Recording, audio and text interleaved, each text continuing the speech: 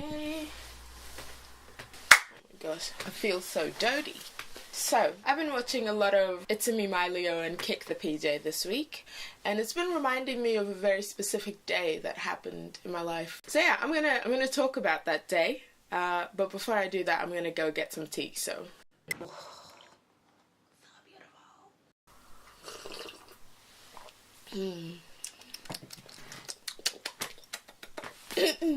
So, let me set the scene. It was my third and final year of university.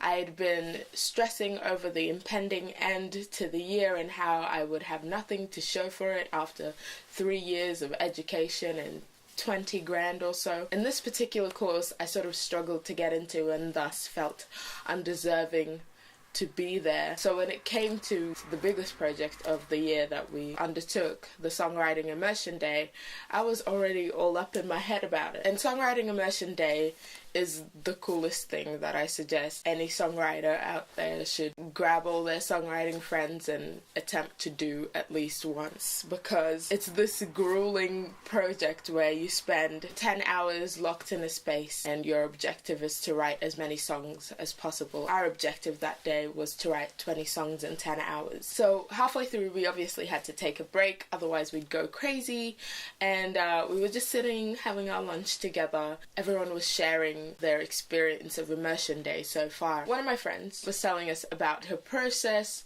and I can't remember exactly what she said, but it garnered this response from our lecturer. He said to her and to the rest of us, "You have to protect that childhood." And that sentence has sort of stuck with me ever since, so much so that directly after the break, I sort of stole it and put it in a song. And basically, that's the thing that's been brought to the forefront of my mind this whole week while watching Miles and PJ, because while they are two completely different creators stylistically, they have this one important commonality, and it's their sense of play. The way they present their story, the way they collect their story has a sense of childhood to it, and that's something that I fear I've lost touch with. I don't think I write songs just to write songs anymore. I write songs because I think that that's what I want my job to be. And that's not to say that I don't enjoy writing songs anymore.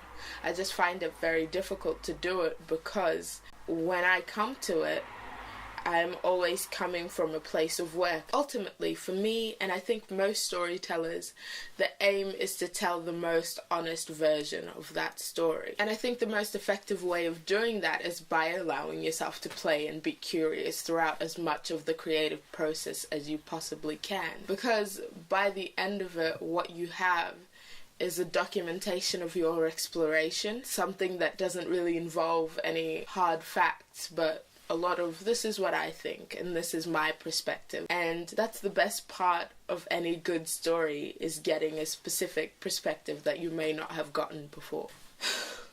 So basically,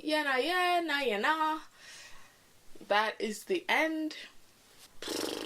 I don't know, I'll figure it out. It's fine. It's fine. It's fine.